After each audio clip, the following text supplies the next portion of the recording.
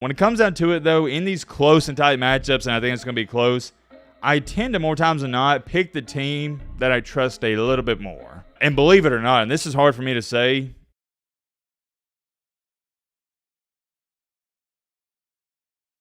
chestnuts roasting on an open fire, Jack Frost nipping at your nose. Ho, ho, ho, ho, ho, ho, ho. Merry Christmas, everybody. Man, oh man, ladies and gentlemen, boys and girls, you know what time it is. I know why you're here. You know why you're here. It is time for the Alabama versus LSU Tigers. Go Tigers, shine to Ed Ogeron preview. Let's get it, man. I've been waiting for this one, and for those of you who don't know, this is a playoff game. The winner of this game, in parentheses, as long as they win out, they're making the playoff. The loser, they're done, and it's a disappointment of a season. I don't think anybody's going to disagree with me. If LSU suffers their third loss, that fan base, they're going to be frustrated, mad, disappointed, sad, whatever word you want to throw in there, and same thing for Alabama fans. Bama fans do not care if it's Kalen DeBoer's first year. 3 losses in your first 9 games, yeah, disappointment. Both teams are sitting at a decent, that's all I'll call it, 6-2. But LSU's losses are way different than Alabama's losses, and let's go over those. Some of you may have forgotten, I mean, it feels like this game was forever ago. LSU lost to what is now a bad USC team. They may not even make a bowl game. As the season continues to go on, that loss looks worse and worse and worse. To go on top of that, in LSU's most recent game against A&M, they got blown out of the water by Marcel Reed. They was win the game 17-7. You look up, final score 38-23. They had 0 answers. On the flip side for Alabama, it's been an up and down season. Started out amazing, beat Georgia, got the #1 ranking in the nation, and they followed that up with a not so good performance against Vanderbilt. But that loss does not look nearly as bad as it did at the time, because come to find out, Vanderbilt's a good football team. Rather less, still a embarrassing loss for the Alabama football program. Their defense couldn't stop a nosebleed that night. Or technically it was an afternoon game, but you get what I'm trying to say. Following that game, they barely skimmed past South Kakalaki. South Carolina's not bad, but Bama didn't play good, and then they followed up with a loss at Neyland Stadium to Tennessee. But then they bounced back with a top 25 ranked win. I don't know how the committee has them in the top 25, but they do. A ranked win over Mizzou, 34-0. I'm not saying Alabama fans have to take negatives away from the Missouri game, but there's not anything positive you can take away from it. I'm just taking that game with a grain of salt. And the reason I say that is because it's not like the offense was on fire. It was late in the second quarter, and Alabama only had 6 points. To go on top of that, Missouri had their backup quarterback, and that guy was awful. So yeah, you won 34-0, and I'm not trying to take anything away from you, but here's where I'm getting at with this. Alabama did not impress me. It's 2 teams that should be, not even like, you kind of no. You should be hungry for success and a win. But here's the kicker with that. I thought after Alabama got embarrassed by Vanderbilt, the nerds, they'd be hungry. But they didn't look hungry against South Carolina and Tennessee. On the flip side for LSU, they're extremely fortunate. They don't have 4 losses. South Carolina won. We all saw that game. The refs, I'm not going to say they bailed out LSU, but they kind of did. I don't really like to blame the refs, so I'm not going to get into that too much. And then the Ole Miss game. Ole Miss just pretty much gave LSU that one. And hey, credit to LSU because they capitalized off of their mistakes. In my humble opinion, for both Alabama and LSU, these are 2 pretty good teams. I wouldn't say really good. 2 pretty good teams that can play great, or they can also play bad. There's not much consistency with either of them. Not at all. If Matt Be Great from the future came into our current present date and time and said, hey Matt, I saw this game and Alabama won by 20 points, wouldn't be shocked. On the contrary, if Matt Be Great from the future came back from the future into our current time and said, Matt, I saw this game and LSU won by 20 points, I also wouldn't be shocked. I've seen Alabama play really bad this year, and I've also seen them play really good. And same thing can be said for LSU. For the game itself, I hope Alabama and LSU, I'm not saying they got to play their A+ game, but they bring their B+ or A- game. Moving along here, though, let's get into the game itself. I believe I saw it when it first came out. Alabama was favored by a couple points. Let's pull that up. Okay, got it right here. Alabama is still favored by 3 points. I would say that's about right. Between both teams, Alabama has looked slightly better this year when you look at it from top to bottom. Remember, Alabama did beat Georgia. As far as it goes for your running backs and wide receivers, I think it's 1A, 1B. As great as Ryan Williams is, and Alabama has a plethora of great wide receivers on that team, so does LSU, and I love me some Kyron Lacey. The most interesting thing to pay attention to in this game, and it's not even close, is the quarterback battle between Garrett Nussmeier and Jalen Milroe. I know what your reaction is going to be to this. You're going to say, well, duh, Matt, obviously.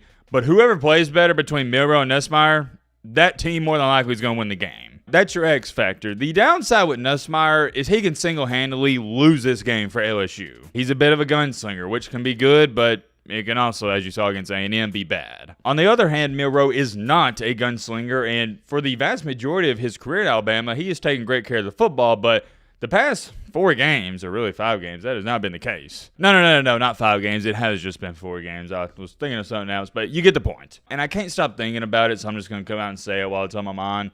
What concerns me the most for Alabama in this matchup is Alabama could not stop Tennessee from running the football. They allowed 230 rushing yards in just the second half. And I know LSU doesn't like to run the ball as much as Tennessee, but if you can't stop LSU from running the ball, that's going to make things way easier for Nussmeier back there. However, if you can force Nussmeier in some terrible situations and a bunch of 3rd and longs, I think he may make some mistakes, and he's done that all season long. But if LSU has short and manageable 3rd downs, I'm talking about like 3rd and 3s, 4s, 5s, 6, something like that, Nussmeier's going to eat you alive. Alabama needs to get Nussmeier in some 3rd and longs. I'm talking about 3rd and 9, 10, 11, and so on. That's when he may try to turn into a superhero and make a mistake because he doesn't want to punt the ball. He wants to make a big-time play. The one knock I do have on Nussmeier when it comes to evaluating his film, especially getting ready for the NFL draft, is he's not the best at taking his checkdowns. Which I get it. Everybody wants to throw the 50-yard touchdown pass, but sometimes you got to take your medicine. If you want to make it harder on Nussmeier, ironically enough, you don't make it harder on Nussmeier, you make it harder on LSU's ability to run the ball. This is football knowledge 101, baby. The easier it is to run the ball, the easier it's going to be to pass the ball. You want to open up the passing game? Well, okay, have run success, and vice versa. You want to run the ball efficiently? Well, okay, you got to pass good. If I'm a Bama fan, the thing I'm paying attention to the most in this game is how we stop the run. I would say the magic number's 140, not even 150, 140. If Alabama can hold LSU to under 140 rushing yards, they win. If they allow more than 140 rushing yards, they lose. Here's the key, though, and we saw this in the Tennessee game. Nico Iamaleava had about 6 to 7 wide open deep shots that he just missed. Those same deep shots are going to be there for Nussmeier, so if he's hitting his throws, it's going to be a long night for Alabama. Alabama has an extremely young secondary in the SEC. That's not a recipe for success. Let's talk a little bit about LSU's defense and how they're going to fare out when Milroe has the ball. Let's establish some ground rules. LSU's defense isn't good. They're not bad. They're meh. They're average, right in the middle. They got a bunch of athletes all around that field, but the one thing I noticed in that A&M game is they are not disciplined, not even to the slightest. They struggled mightily, and I mean mightily, with those zone reads with Marcel Reed. I know it's a tongue twister, zone reads with Marcel Reeds, but just stick with me. The guy on the edge, which was normally your outside linebacker, whose main job was to stick with Marcel Reed on the zone read, he didn't. He wasn't disciplined. He'd go to the running back, and yeah, the rest is history. He'd scamper into the end zone or scamper for a good gain. I would like to assume, especially coming off of a bye week, LSU, they're working on that, and they did work on that. But it's different doing it in a game compared to practice. Way different. And ironically enough, Alabama's quarterback can also run the ball very well. He goes by the name of Jalen Milroe. No introduction needed. He lit LSU up last year. That entire LSU fan base, you're familiar with him. It's the same old, same old. Milroe is still one of the most dynamic and athletic players in the nation, regardless of position. I think Tennessee had the recipe for success against Milroe. You gotta contain him and make him a pocket passer. Can he throw the deep ball? Yes. Is he a decent passer? Yes, I would say so.